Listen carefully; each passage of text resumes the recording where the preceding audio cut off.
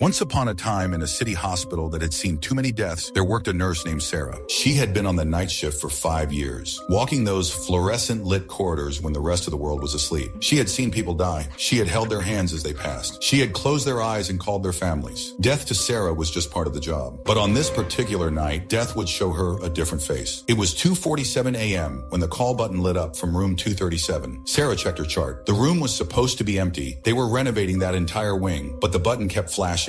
Insistent, urgent. Sarah walked down the empty corridor. The lights flickered as she approached room 237. She told herself it was just faulty wiring, old hospital. She pushed open the door. A man sat in the bed, elderly, maybe 70, with paper-thin skin and eyes that seemed too aware. He wore a faded hospital gown, and an IV drip ran into his arm, though Sarah knew for a fact there was no equipment in this room. The man smiled at her and said, "Nurse, thank God, I've been waiting." Sarah's training kicked in despite her confusion. She asked, "Sir, how did you get in here? This room isn't—" The old man interrupted, "I'm dying, you see, and I wanted to talk to someone before I go. You seem kind. Will you sit with me?" The temperature in the room had dropped. Sarah's breath came out in small clouds, but the man looked so frail, so alone, that she found herself pulling up a chair. She sat down beside the bed and said, "What's your name?" The old man replied, "Names don't matter much anymore, but I'll tell you a secret, Nurse Sarah." He leaned closer, and she realized she had never told him her name. "I've been in this hospital a very long time," Sarah asked nervously. "How long?" The man smiled. 43 years. Since the night I died in this very room." Sarah's blood went cold. She started to stand, but the man's hand shot out and grabbed her wrist. His grip was impossibly strong, impossibly cold. The man continued, his voice changing, becoming layered with other voices. "Room 237, July 15th, 1981. Do you know what happened here, Sarah?" Sarah tried to pull away but couldn't. She whispered, "Let me go." The old man ignored her plea and said, "A fire. It started in the electrical room below us, spread fast. 7 patients on this floor couldn't be evacuated in time. We burned, screamed, died choking on smoke and flames. The room grew darker. Sarah could smell smoke now, acrid and thick." The man's face began to change. His skin blackened, cracked, peeled. Underneath was something burned, something that should not be alive. He spoke, his voice now a chorus of 7. "We've been here ever since, waiting, watching. Every nurse who works the night shift, every doctor who walks these halls alone. We see you all." Sarah screamed and yanked her arm free, stumbling backward. The IV stand crashed to the floor, but there was no IV bag, just an empty pole. The bed was covered in ash and scorch marks. The thing that had been an old man stood up. Behind it, 6 more figures emerged from the shadows, all burned, all staring at Sarah with hollow, hungry eyes. The first one spoke. "You've closed so many eyes, Sarah, held so many hands as they died. You think death is just part of the job?" It stepped closer. "But what about the deaths you could have prevented?" Another voice, a woman's, rasped, "Mrs. Chen, room 445, last Tuesday. You were tired. You miscounted her medication." Sarah protested, "No, I double-checked." A third voice, younger, accused, "Marcus Williams, room 112, 3 months ago. His call button. You saw it. You were going to check on him, but you stopped for coffee first." The burned figures surrounded her now, reaching out with blackened, skeletal hands. Sarah cried out, "I'm sorry, I'm sorry." The first figure whispered, "Sorry doesn't bring them back, but you can join them. Join us. One more nurse. One more death for room 237. The door slammed shut. The lights went out completely. In the darkness, Sarah felt their cold hands touching her, pulling her down